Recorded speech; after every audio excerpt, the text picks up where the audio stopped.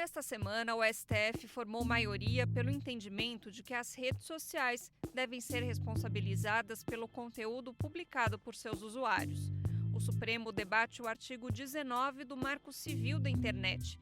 O texto de 2014 estabelece que as plataformas digitais só podem ser responsabilizadas caso recebam uma ordem judicial para tirar um determinado conteúdo ofensivo do ar e descumprirem a ordem. A maioria dos ministros acredita que o artigo é inconstitucional ou precisa de ajustes, mas ainda não atingiram um consenso de como e sob quais condições as plataformas digitais deverão responder e reparar os danos causados por publicações de usuários. A regulamentação das plataformas digitais é um debate urgente no Brasil, mas encontra obstáculos no Congresso.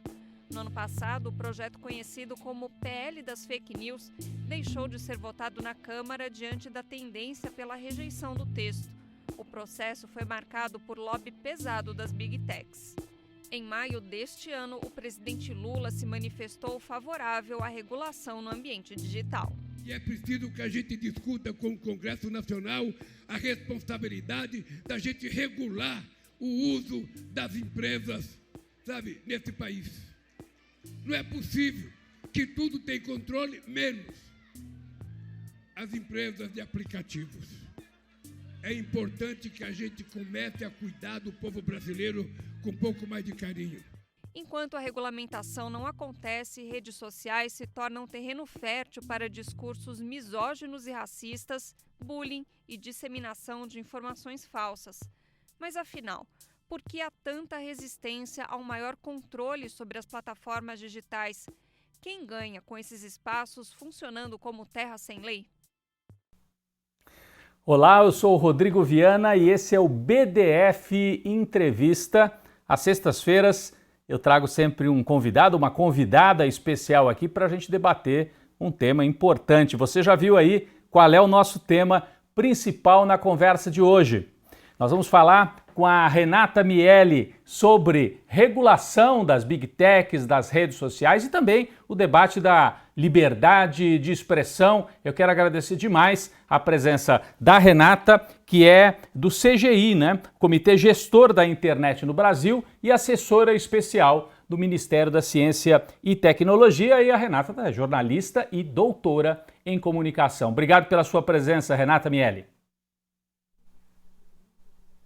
Pelo convite para falar de um tema tão importante, Então, Renata, eu queria começar justamente por isso, O Supremo Tribunal Federal, na semana que a gente está gravando essa entrevista, ela pode ser assistida ao longo do tempo, mas na semana que a gente está gravando essa entrevista, o Supremo Tribunal Federal formou maioria para regular, Para regular as chamadas Big Techs, as redes sociais, Então, ainda não há o detalhe, como a gente viu aí na reportagem, não tem o detalhe de como é que isso vai ser feito, mas o princípio está dado. Eu queria que você ajudasse a gente a entender por que isso é importante. Depois nós vamos até conversar por que o Supremo está fazendo isso e não o Congresso. Já tivemos uma pista aí na matéria, O Congresso engavetou que poderia ser uma regulação. Mas a importância de ter algum tipo de regramento para o funcionamento das Big Techs e das redes sociais aqui no Brasil. Renata.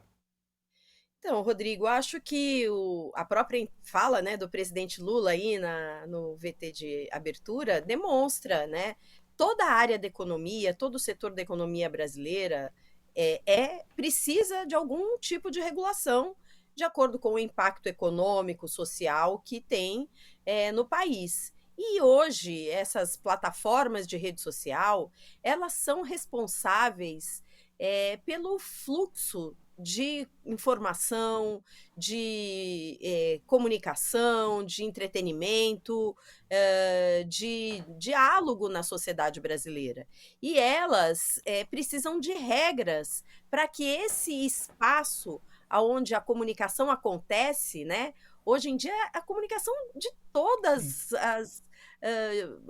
as áreas, eu diria assim, para conversar com meu filho, às vezes eu preciso de uma rede social, Então, assim, elas precisam ter um grau de responsabilidade para que o nosso espaço de comunicação seja um espaço confiável, onde a gente possa saber com quem nós estamos interagindo, se a gente está interagindo com um perfil que é falso ou que não é falso, que é automatizado ou não, se aquele conteúdo ele é confiável, ele é legítimo, se tem alguma chancela jornalística ou não, né? Se é uma mera opinião de um indivíduo.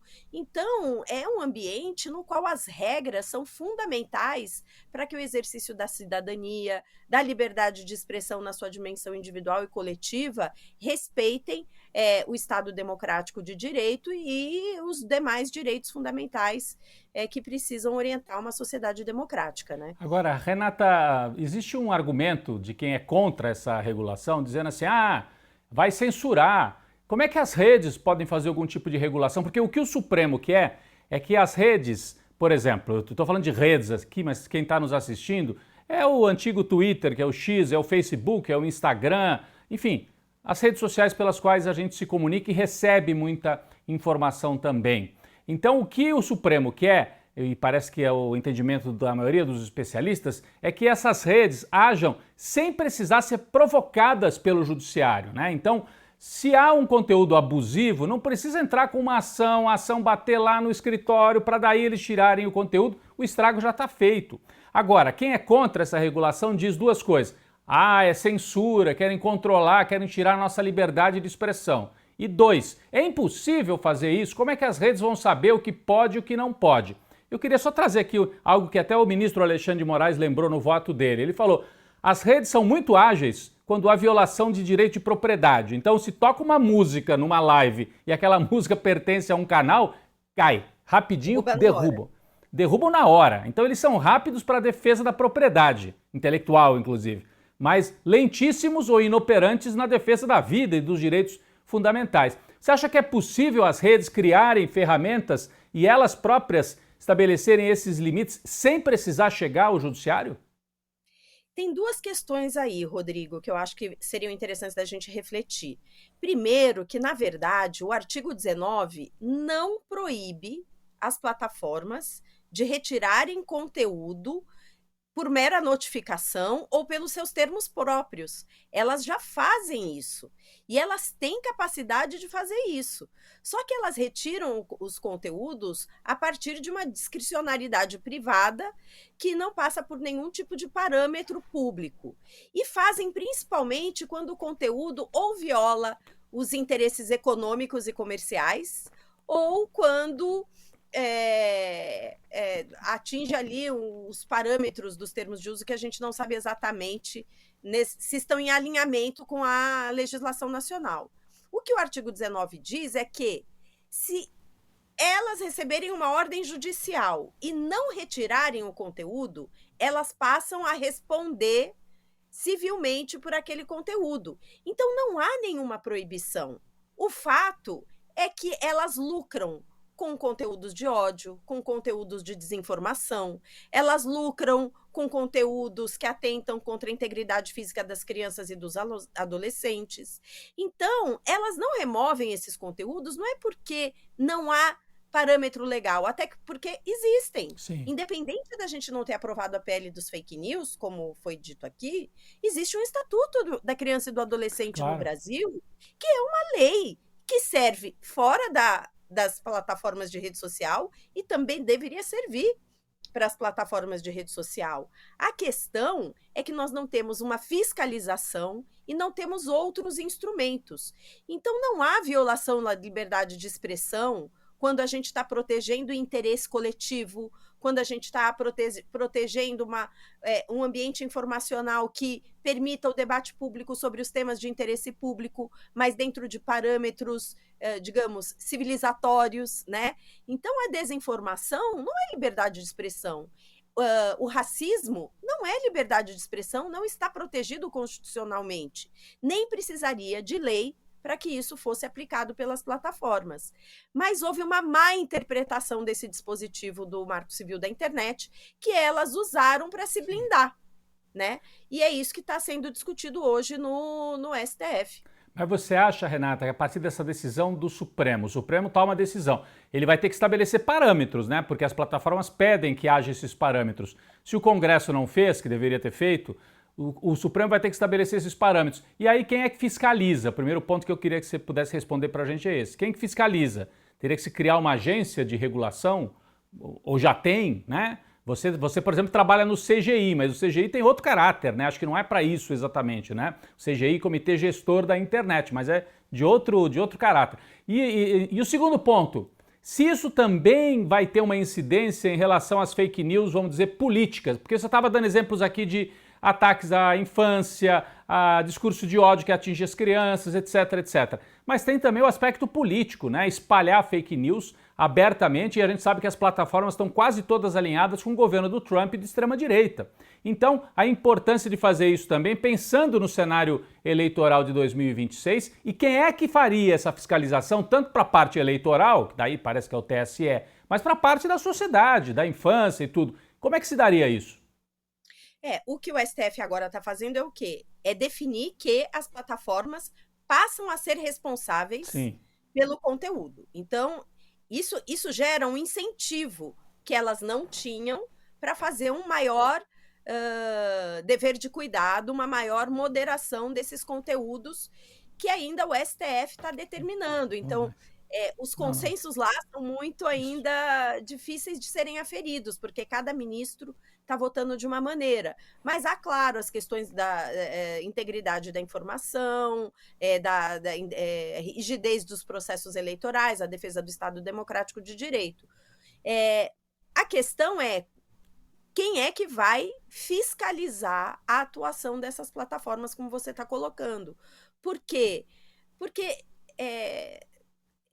o equilíbrio é muito complexo esse cenário, porque nós estamos dizendo para a plataforma assim agora, né, a partir dessa votação.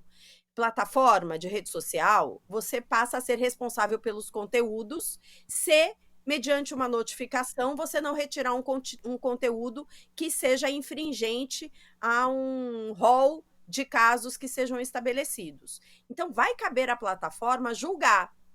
E aí isso tem um aspecto positivo e tem um aspecto negativo, porque você vai ter mais dever de cuidado da plataforma de impedir que crimes, fraudes,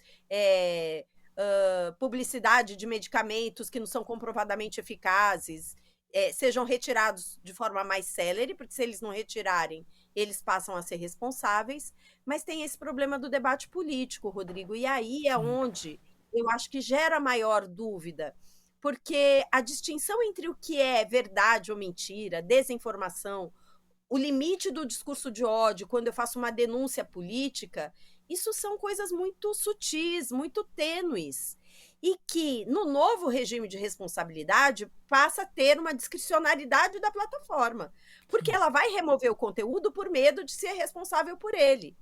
Então isso, de um lado, pode reduzir a desinformação, por outro lado, também pode remover conteúdo legítimo. E aí é que entra o papel desse órgão fiscalizador, que também não há um acordo, nem dentro do STF e nem dentro da sociedade brasileira, sobre qual seria o melhor órgão para cumprir esse papel. Porque, historicamente, Rodrigo, o Brasil não tem um órgão de regulação de conteúdo comunicacional, diria assim. E aqui nós não estamos falando de telecomunicação, nós não estamos falando da gestão da camada lógica da internet, nós nem estamos falando da internet como um todo, nós estamos falando de conteúdos que circulam dentro de um ambiente privado de plataformas de redes sociais e que vai precisar de ter um órgão que possa fiscalizar se, de um lado, eles estão cumprindo com o dever corretamente e se não estão abusando, removendo conteúdos legítimos para não terem responsabilidade. Então, esse debate do órgão é essencial, e o STF, quem acompanhou, né, eu acompanhei todos os votos, a gente vê os ministros colocando de maneira distintas essa questão, e esse é um grande problema que a sociedade precisa enfrentar, né? Não fica claro pela fala da Renata Miele que essa votação no Supremo, essa decisão agora, a gente pode dizer, do Supremo de responsabilizar as redes sociais, é o ponto inicial, não é o ponto final desse debate, né? Coloca o princípio, porque a partir daí vários temas como esse que a gente acabou de trazer, a Renata explicou aqui, por exemplo, qual é o órgão que vai regular isso tudo, de que maneira que isso vai ser feito, quais são as regras, né? Mas agora está pelo menos estabelecido o princípio de que elas têm a responsabilidade. Renata, eu queria trazer um outro tema aqui para a gente. Você tocou de maneira aqui en passant, né, sobre a questão da liberdade de expressão. E a gente teve um episódio recente aqui no Brasil que permite debater bastante isso. É o seguinte, né? A condenação do humorista Léo Lins. O humorista Léo Lins, a condenação dele reabriu o debate sobre essa questão da liberdade de expressão. Esse caso tem um componente novo. Ele foi condenado não pelo show, mas por ter publicado material de vários shows com piadas, que não são piadas, são ofensas absurdas, na internet. Vamos entender melhor o que aconteceu, depois a Renata Miele comenta pra gente. No dia 3 de junho, o comediante Léo Lins foi condenado a mais de 8 anos de prisão e multa de mais de R$300 mil por ofensas proferidas em um show de stand-up publicado no YouTube. O espetáculo Léo Lins Perturbador já tinha sido suspenso do YouTube em 2023 após decisão judicial. A nova sentença aponta que Lins atingiu ao menos 8 coletividades: pessoas idosas, gordas, portadores do vírus HIV, nordestinos, judeus, evangélicos, homossexuais, negros e indígenas. A decisão da Justiça também afirma que não se pode admitir retrocessos como a prática de crimes sob pretexto de humor. A defesa de Lins equiparou a condenação à censura e manifestou preocupação por um humorista ser condenado a sanções equivalentes às aplicadas a crimes como tráfico de drogas, corrupção ou homicídio. O episódio abriu mais uma vez o debate sobre liberdade de expressão versus proteção aos direitos humanos. Também destacou o papel das plataformas digitais. Segundo a condenação, as falas preconceituosas de Lins não foram proferidas só no ambiente reservado do teatro. Após o show ser disponibilizado no YouTube, seu alcance se tornou incontrolável. Como garantir liberdade nos meios digitais e, ao mesmo tempo, assegurar a dignidade humana? Tá aí o caso do Léo Lins, que me faz pensar um pouco no seguinte, né? Nos Estados Unidos tem esse debate e essa ideia de que é liberdade de expressão acima de tudo. Tem liberdade, inclusive, para ofender, para disseminar racismo, disseminar ódio. Aqui no Brasil a lei é outra, a Constituição é outra. Parece que tem uma turma que acha que está sob a Constituição ou sob o regramento lá dos Estados Unidos. De qualquer maneira, ele foi condenado e tem um debate se a condenação não foi exagerada. Ele pegou 8 anos de cadeia, né? São ofensivas, super ofensivas as piadas. Mas eu queria então passar para a Renata Miele, para que ela comente e ajude a gente a entender. Eu vi vários humoristas, alguns deles até com posições progressistas, dizendo, olha, acho que foi exagerado, não deviam fazer isso. Tem uma questão corporativa, né? Se defendendo um colega que faz esse tipo de piada, talvez temendo que um dia volte-se também contra eles. Mas a sua posição, a sua opinião sobre isso, Renata, a condenação de Léo Lins, a cadeia, inclusive, e se isso não fortalece o discurso da extrema-direita, a condenação dele, né? Ah, tá vendo? O sistema no Brasil quer impedir a gente de se expressar.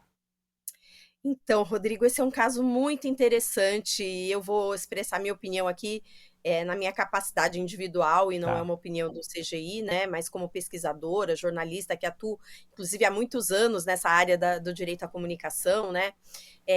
Primeiro eu queria lembrar, assim, ele tem um stand-up dentro de um teatro, que é um espaço privado, onde as pessoas vão e compram um ingresso para assistir a apresentação dele. Não vou nem chamar de piada, a apresentação dele.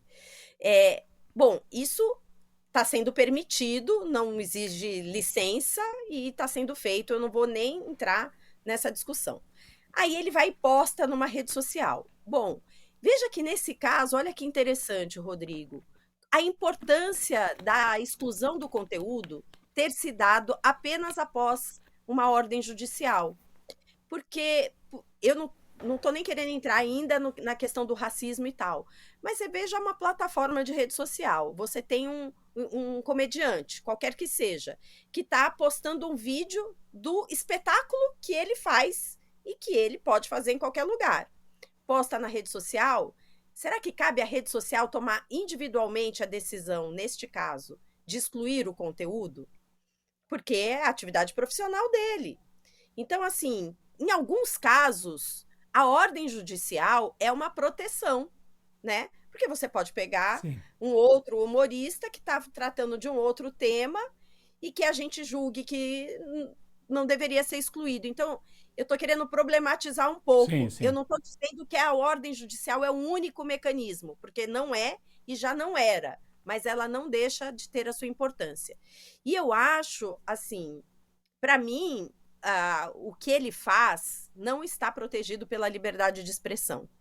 Porque a liberdade de expressão, ela tem a sua dimensão individual, que é o meu direito de expressar minhas opiniões, sem constrangimento, mas existe uma dimensão coletiva da liberdade de expressão, que é as minhas opiniões não podem atacar de forma criminosa ou ilegal populações e públicos vulneráveis, sejam eles quais forem. Então, à medida que a minha liberdade de expressão está chocando com outro direito fundamental, você tem que sopesar esses direitos. O que vale então, mais, né? Se é a liberdade de expressão ou o crime de racismo, né? Você pode cometer racismo em nome da liberdade de expressão. Porque mais do que cometer racismo, ele quase que está incentivando que outros também façam, Exatamente, ele está dizendo, olha, é um absurdo eu não poder socar uma criança ou uma pessoa com deficiência, uma criança PSD, por que eu não posso lá socar? Sei lá, as coisas que ele fala são absurdas. Absurdas. Então, assim, para mim, ele tinha que ser condenado. A prisão, já não sei. Porque a questão é o seguinte, além da gente ter uma população carcerária imensa no Brasil, da nossa política carcerária ser uma política muito complicada e a gente precisa rever um pouco esse cenário que nós temos, eu acho que crimes de expressão deveriam ser punidos de outra maneira, sabe? Então, por exemplo, ele deveria ser proibido de exercer a atividade de humorista. Vai procurar outro emprego, entendeu? Não poderia mais ter canal no YouTube, deveria ter os seus stand-ups proibidos. Isso, para ele, talvez, é mais educativo do que simplesmente jogar lá numa prisão. Não porque eu não acho que eu estou querendo aliviar o crime dele, é porque eu tenho uma questão relacionada à proporcionalidade da pena e o papel das instituições carcerárias numa sociedade democrática como a gente vive hoje. Então, eu acho que a gente começar a refletir e inovar em penas alternativas, Sim. Por exemplo, ele não pode ser contratado por veículos de comunicação, eu acho que a gente poderia inovar, né? E isso seria até mais duro, talvez, para ele, né? E talvez mais educativo, e o forçasse a compreender que ele não pode falar o que ele quiser sem nenhuma consequência. Além do que você falou, né, Rodrigo? Assim, a prisão é uma coisa, né, que além de tudo dá uma munição para isso. Não que a outra pena também não desce. Você proibir a pessoa de exercer uma profissão. Porque ia ter gritaria do mesmo jeito. Talvez uma pena pecuniária maior, uma multa. Mas veja, Rodrigo, mais pesada. Um médico que comete algo, né, que não está de acordo com as regras e as disciplinas éticas da medicina, ele pode continuar exercendo Perde o registro. Perde o registro. Ele perde o registro. Então, eu acho que algo equivalente precisaria ser criado para os crimes de expressão, porque nós não estamos falando de algo que aconteceu dentro da minha casa, no ambiente privado. Nós estamos falando de algo que extrapolou, né? E aí a pessoa tem que assumir as consequências disso. Por isso que é interessante que você trouxe o caso dos médicos, né? Mas só para frisar, alguns anos atrás, antes das redes sociais terem esse peso todo, quando se falava de criar um Conselho Federal de Jornalismo, houve uma gritaria por parte das empresas de comunicação, é censura, vão censurar e tal. Você veja, existe Conselho Regional de Medicina e Conselho Nacional de Medicina, Conselho Federal dos Advogados, de Medicina, de Engenharia, de Arquitetura. Por quê? Se um engenheiro faz uma ponte e ela cai, você tem que julgar criminalmente, mas você pode julgar se ele tem condições de projetar outras pontes. Então, se um humorista, um comunicador, faz mau uso da sua potencialidade como comunicador, deveria haver uma regulação, inclusive do setor, para que ele não possa fazer mau uso dessa potencialidade. Porque que ele é um grande comunicador, ele é, né? As postagens dele chegam muito longe. Então, veja como é importante. E como houve um erro lá atrás, né, por parte de setores aí que se diziam liberais, não pode regular. Agora alguns deles estão pedindo regulação, porque estão vendo como se abusa nesse ambiente das redes sociais. Mas eu queria justamente avançar para esse próximo ponto, Renata, a gente tentar entrar um pouco na análise política. Nós estamos falando de comunicação e hoje comunicação sempre, né? Mas hoje mais do que nunca, comunicação e política está muito escancarado como isso está junto, né? Então eu queria trazer esse tema para a gente, né? Falar sobre a conjuntura política e o momento de avanço da extrema-direita no mundo. Depois a Renata volta para comentar esse tema com a gente. Trump abala o mundo com políticas autoritárias. Milei desmonta o Estado na Argentina. Na Europa, Giorgia Meloni governa a Itália, Viktor Orbán segue firme na Hungria e Marine Le Pen, por enquanto inelegível, continua influente na França. Mesmo onde foi derrotada, como na Polônia e na Romênia, a extrema-direita mostrou sua força nas urnas. Esse avanço global não é coincidência. Especialistas apontam que ele reflete uma crise profunda da democracia. Movimentos ultraconservadores se alimentam do descrédito nas instituições, das falhas nas políticas públicas e da frustração social, e oferecem como resposta uma agenda autoritária contra direitos humanos, minorias e a própria diversidade. Nos últimos anos, vimos cenas que antes pareciam impensáveis. O Capitólio nos Estados Unidos e o Congresso Nacional em Brasília sendo invadidos por multidões inflamadas por discursos de ódio. A promessa desses grupos é romper com o sistema, mas na prática, o que se vê é a erosão das liberdades, o ataque à imprensa, a perseguição a opositores e o desmonte de conquistas democráticas. O desafio colocado hoje não é apenas eleitoral, é de reconstrução. Como resgatar a confiança na política e impedir que o medo e a desesperança sejam usados como combustível para o autoritarismo? A resposta a essa pergunta pode decidir o futuro das democracias no mundo inteiro. Como eu disse, tinha tudo a ver com esse debate da liberdade de expressão, porque você veja que hoje é a extrema-direita quem faz o discurso de romper com o sistema. E os setores, talvez assim, de esquerda, progressistas, democráticos, fazem a defesa de regras mínimas para a convivência do que a gente considera civilização. E nós estamos num momento muito perigoso, com o Trump aqui na América do Sul, Milei, outras lideranças de extrema-direita, na Europa, em Israel, que esta semana na qual a gente grava esse programa está bombardeando o Irã, ameaçando com uma guerra nuclear o Oriente Médio e todo o mundo. Então, é o avanço da extrema-direita no mundo. Queria então passar de volta para a Renata. A nossa matéria aí fala de crise da democracia, certamente, mas será que não é a crise do capitalismo também, Renata? Do capitalismo ocidental, né? Pelo menos, porque parece que diante da crise, como já aconteceu lá no século passado, diante da crise, os capitalistas recorrem a soluções extremistas, mais uma vez, né? Exatamente, Rodrigo. Não tenho dúvida que nós estamos diante de um momento de novos paradigmas, né, civilizacionais, e a crise do capitalismo, que começou em 2008, ela ainda não foi superada na sua dimensão estruturante, né? Houve ali uma reacomodação econômica, mas a crise do sistema ela não foi superada.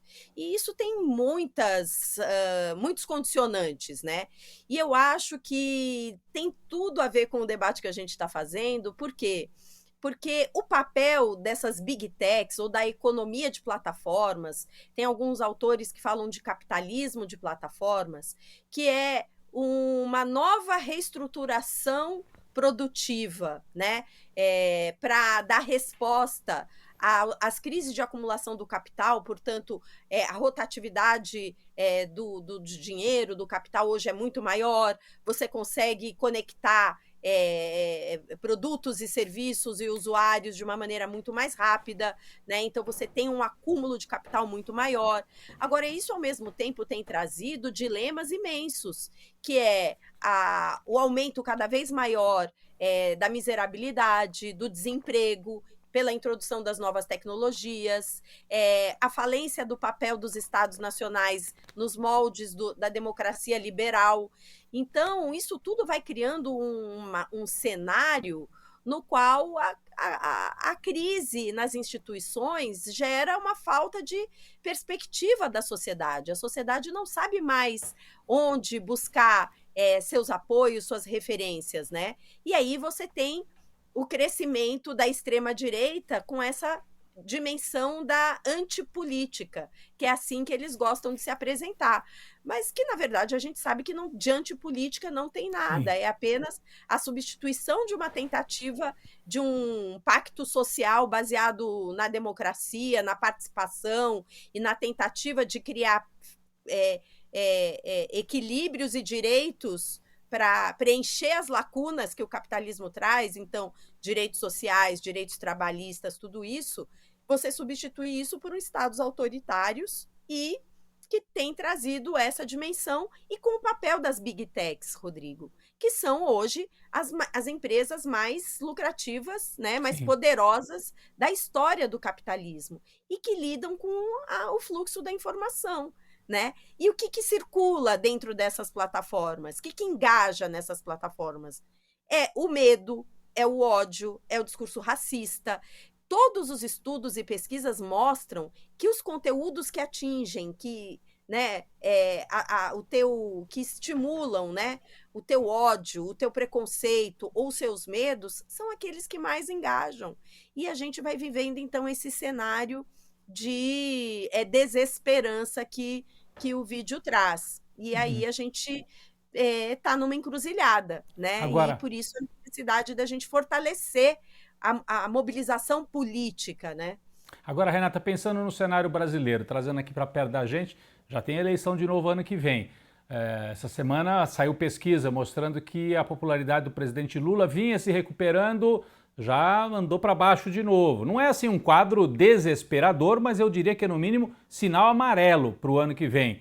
E Bolsonaro, com a sua popularidade, apesar do julgamento no STF, ele tem um apoio eleitoral ainda muito forte e pode apoiar algum candidato pela direita. Você acha que para 2026 o discurso que vem forte no Brasil ainda é o da antipolítica, que o Bolsonaro, por exemplo, representou em 2018, que o Milei representou na Argentina, ou já é uma direita ou uma extrema-direita mais organizada em termos partidários? A gente está vendo os partidos da direita, alguns com cargos no governo federal do Lula, se organizando e dizendo, não, nós vamos com a candidatura própria, seja indicada pelo Bolsonaro ou seja a nossa candidatura.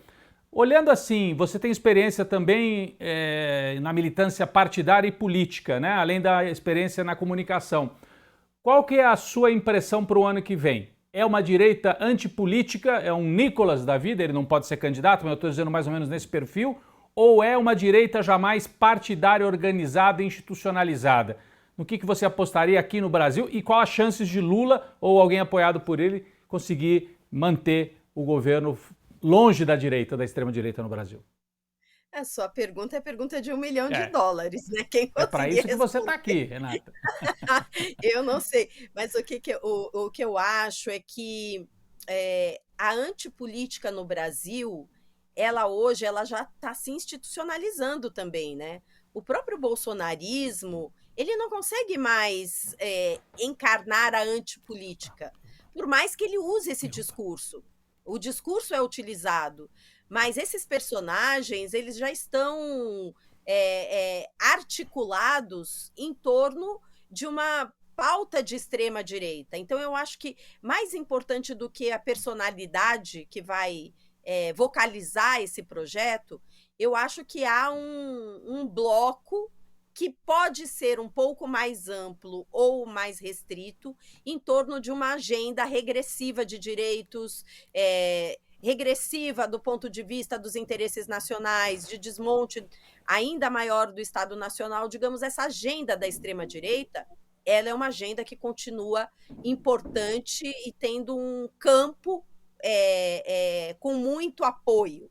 Se ela vai se unificar de forma mais ampla para juntar setores de centro-direita ou da direita tradicional e extrema-direita numa única candidatura, eu acho que ainda há um tempo para dizer, e o próprio julgamento do Bolsonaro vai ser determinante. Eu tenho a impressão que o Bolsonaro, isso não é uma impressão, então tá nesse nível, ele vai manter a candidatura dele, eu acho que ele vai fazer assim como o presidente Lula, ele vai até o fim, e pode ser que, se o setor que tem essa agenda política considere que esse caminho é um caminho vitorioso, pode bloquear em torno do Bolsonaro. Se considerar que não, pode ir em torno de um Tarcísio ou de um outro nome que represente, digamos, uma feição mais civilizada, entre aspas, Mas dessa eles, extrema mas eles direita, podem né? ir divididos, você acredita? Desculpa interromper o seu raciocínio, Renata. E assim, uma candidatura da família Bolsonaro mais pura e uma outra candidatura mais desse grupo aí da direita partidária que está se organizando nessa super federação, União Brasil, PP. Você acha que eles podem se dividir ou a tendência é eles se unificarem? E aí fica mais difícil a vida do Lula, né? Eu acho que pode acontecer deles se dividirem, mas tudo isso vai ser determinado a partir de mapas, porque eles têm uma inteligência muito grande em torno disso, e do que eles analisarem de o que pode dar mais viabilidade eleitoral para eles. Então, eu acho que os dois cenários estão colocados. Eu, particularmente, não apostaria nem mais em um e nem mais no outro. Eu acho que o desfecho do julgamento do Bolsonaro e como isso vai impactar na política no próximo período vai ser determinante para a gente avaliar. De toda forma, Rodrigo, o que eu acho é que a gente continuará tendo um cenário eleitoral polarizado, né? Polarizado no campo democrático, popular, numa frente progressista, que nós, em torno da candidatura do presidente Lula, e que nós precisamos avaliar o quão ampla ela vai ser, se ela vai conseguir manter a amplitude que alcançou na eleição passada e que foi o que viabilizou a sua vitória. É importante dizer, a Frente Ampla hoje ela é cada vez mais importante em torno dos valores democráticos, da defesa da soberania nacional e desses aspectos, e o lado da direita. Se a divisão deles representar derrota, eu acredito que eles vão encontrar uma maneira de se unificar em torno de uma candidatura. E a gente vai ter, de novo, essa polarização, porque é o que está acontecendo no mundo também, Rodrigo. A gente não tem visto uma terceira via surgindo. Esse elemento da terceira via, ele não está crescendo internacionalmente. A gente não vê surgindo com força. E essa polarização é fruto também do ambiente informacional das Big Techs, que estimula esse tipo de polarização. Então, você vê as coisas se encontram, né? Não, e eu ia dizer a importância do Lula, né? Porque eu vejo muita gente fazendo a crítica, e a crítica é sempre necessária, e o Lula também erra, como todo mundo, claro. Mas a importância da figura e da presença de Lula, porque vejo o que está acontecendo nos países vizinhos aqui da América Latina. Bolívia, Evo Morales está ameaçado de ser preso, foi impedido de ser candidato. Então, o que o Lula passou aqui alguns anos atrás e conseguiu superar com resistência pessoal, resistência política, diálogo, negociando também.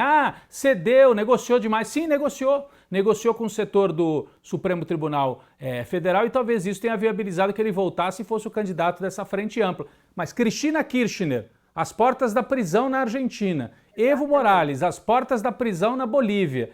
O Chile, às portas de eleger um extremista de direita na próxima eleição. A Colômbia, com uma eleição marcada por uma tentativa de assassinato.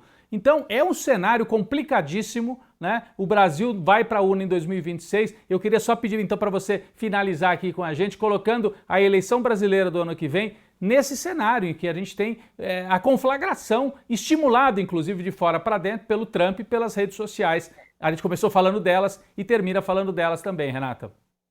Não, é um cenário muito complexo, Rodrigo, e é preciso dizer assim, o governo Lula não é um governo ruim, muito pelo contrário. É um governo que tem alcançado muitas medidas e conquistas importantes, né? Nós temos tido o aumento do emprego, nós temos tido a redução do preço da cesta básica, nós temos procurado retomar programas sociais fundamentais que foram descontinuados. É preciso dizer, o Estado, né?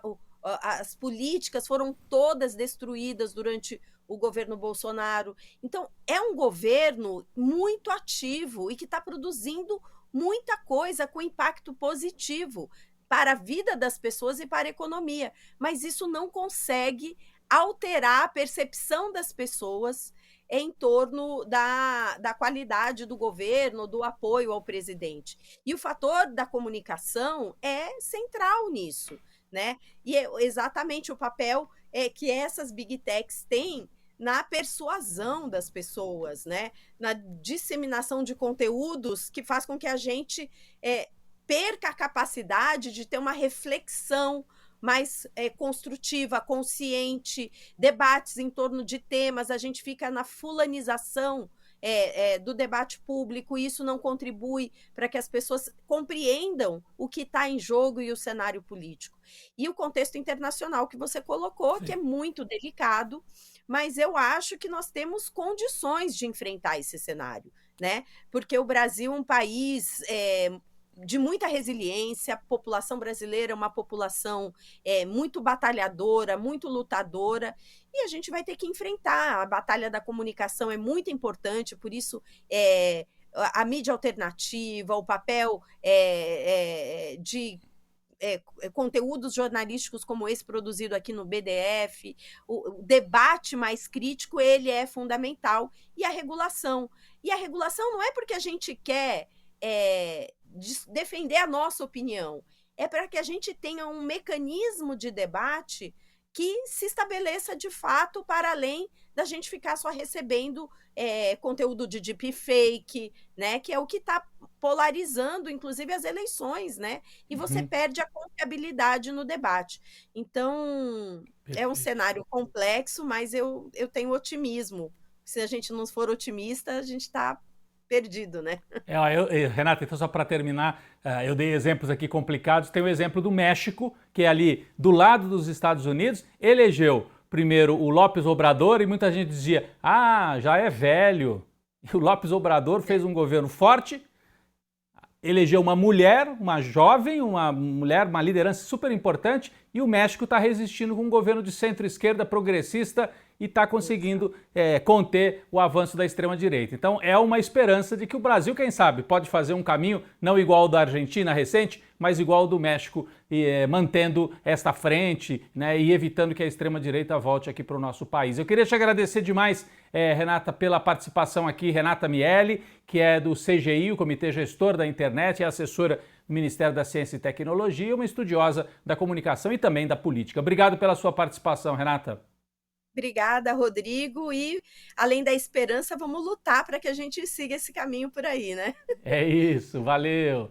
Até a próxima. Obrigado. Gente, a gente conversou com a Renata Miele. Eu queria agradecer demais a todas e todos que nos acompanharam. Na próxima sexta-feira, mais uma entrevista que fica sempre disponível para você também nos canais aqui na internet. Até a próxima. Obrigado.